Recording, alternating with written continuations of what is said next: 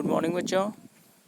आज आप लोग को हिंदी ग्रामर में चैप्टर 3 संधि पढ़ना है, जिसमें संधि का मतलब होता है किसी दो वर्णों को या दो शब्दों को जोड़ना, है ना। इसमें दो वर्ण मिलके एक शब्द बनते हैं, जिसका हम आगे इसका विश्लेषण देखते हैं। तो वो संधि कहते किसको हैं? तो दो वर्णों के मिलने से जो उनमें परिवर्तन होता है उसी को हम क्या कहते हैं? संधि कहते हैं। जैसे विद्या, और इसमें दो पद होता है। दो पद यानी कि पहला पद और अंतिम पद। पहला पद है इसमें विद्या और अंतिम पद क्या है? अर्थी। इन दोनों के मिलने से क्या बनता है? विद्यार्थी। और यहाँ पे आपको देखना है कि ये विद्या के अंतिम वर्ण क्या है? आ की मात्रा है। और अर्थी के पहले वर्ण क्या है? अ है। तो आ और अ के मिलने से आ बनता है। इसके बारे में आप बुक जिनके पास होगा वो बुक में देखेंगे, जिनके पास बुक नहीं होगा उनके लिए मैं PDF भेज दूंगा, आप लोग देख लेना। तो इन दोनों के मिलने से हो गया विद्यार्थी। जैसे नमः जुड़ते, तो पहले वर्ण के अंत में क्या है? अ की मात्रा है, और उसके बाद क्या है?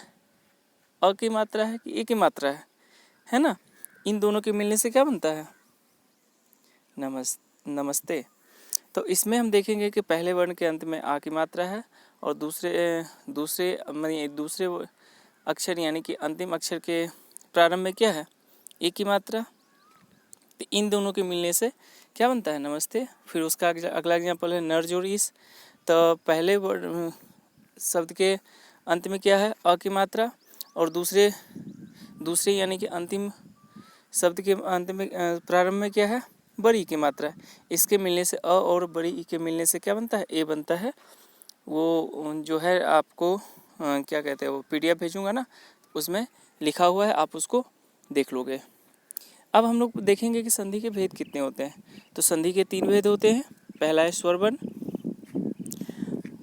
दो स्वर के आपस में मिलने पर जो परिवर्तन आता है उसे स्वर संधि कहते हैं। जैसे सदा जोर आनंद, सदानंद। और देखो मैंने यहाँ पे लिखा ना, पहले शब्द के अंत में किसकी मात्रा है? आ की मात्रा, और दूसरे शब्द के प्रारंभ में क्या है? आ की मात्रा। तो आ का आ से मिलने पे क्या बनता है? आ ही बनता है।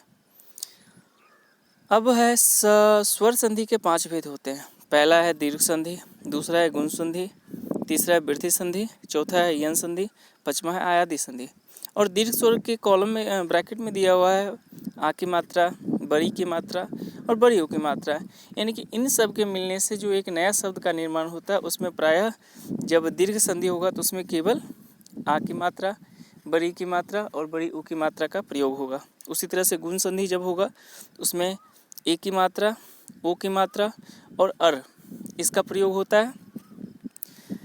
वृद्धि संधि ए की मात्रा, औ की मात्रा, यन संधि ई यानी कि छोटी ई में रहेगा या फिर उसका य हो जाएगा, छोटी ऊ रहेगा उसका व हो जाएगा, और जब री रहेगा तो उसका शब्द में क्या हो जाएगा? र हो जाएगा। ठीक है। और स्वर संधि का 5वां भेद है आयादी संधि। आयादी संधि में जब शब्द मिलता है तो उसके उच्चारण में अय का उच्चारण होता है, उसके बाद आय का होता है, फिर अव का होता है, फिर आव का होता है ना। इस तरह से इसके एग्जाम्पल्स है। उसका जब मैं PDF भेजूँगा तो उसमें ना वर्ण किनके मिलने से कौन सा वर्ण बनता है, उनके वर्ण से मिलने से कौन सा शब्द बनता है, उस शब्द का संधि विच्छेद कैसे होता है, ये सारा कुछ आपको उसमें डिटेल्स दिया हुआ है। ठीक ना। तो आप लोग को केवल समझना है, और जहाँ नहीं समझ में आएगा तो आप लोग पूछोगे। क्लियर। अब है दूसरा संधि के दूसरा भेद है क्या है? व्यंजन संधि। तो व्यंजन संधि किसको कहते हैं? तो व्यंजन और व्यंजन तथा व्यंजन और स्वर के मेल से जो परिवर्तन होता है उसे हम क्या कहते हैं? व्यंजन संधि कहते हैं। जैसे दिक् जोड़ गज, दिग्गज, सत जोड़ जन, सज्जन, सम जोड़ कल्प, संकल्प। यहाँ तक समझ में आ गया। अब अंतिम है आपका विसर्ग संधि। विसर्ग यानी कि जो आगे, जैसे कि इसका उदाहरण देते हैं अतः। अतः में अ होता है, उसके बाद जो होता है अ की मात्रा होता है, तो अ की मात्रा को ही विसर्ग कहते हैं। तो विसर्ग के साथ स्वर तथा व्यंजनों के मेल से होने वाले परिवर्तनों को विसर्ग संधि कहते हैं। जैसे नि जो रोग, क्या बन जाता है, निरोग। और इसमें भी है दो है, पहला शब्द और अंतिम शब्द। पहला शब्द के अंत में अह की मात्रा है और दूसरा शब्द के प्रारंभ में क्या है, ओ की मात्रा है। फिर दूसरा शब्द है निह जोर धन, निर्धन हो गया। अगला है निह जोर रज, नीरज हो गया। इसको आप लोग अच्छे से समझना है। जहाँ नहीं आएगा, थोड़ी सी भी शंका होगी कि सर ये कैसे कैसे क्या होता है, आप लोग डाउट क्लियर करोगे। और सारे बच्चे को वीडियो ध्यान से देखना है। एक बार में नहीं समझ में आएगा, 2 बार में समझना है। एक बार वीडियो समझने के बाद जो मैं PDF भेजूँगा उस PDF को देख के समझ लेना है। फिर से वीडियो देखना है और वीडियो जहाँ पे दिक्कत होगा वहाँ पे पॉज करके आप लोग जो क्या है ना स्क्रॉल करोगे ना, तो उसी में आपका PDF होगा, PDF को देख के समझोगे। और आप सोचोगे केवल वीडियो देख के समझ लें या फिर PDF पढ़ के समझ लें, नहीं होगा। आप वीडियो को भी सुनोगे थोड़ा करके, फिर उसको पॉज कर दोगे और पॉज करने के बाद जो PDF रहेगा आप उसको देख के उसको समझने का प्रयास करोगे। उसके बाद अगर समझ में नहीं आएगा तो आप लोग पूछोगे, ठीक है।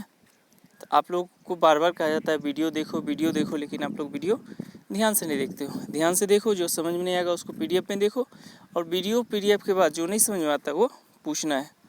तो इसको जो है आप लोग, मैं फिर जब होमवर्क दूंगा इसको आप लोग फेयर कर लोगे। ये नहीं कि वीडियो देखने के बाद आप लोग फेयर करना स्टार्ट कर दोगे, नहीं।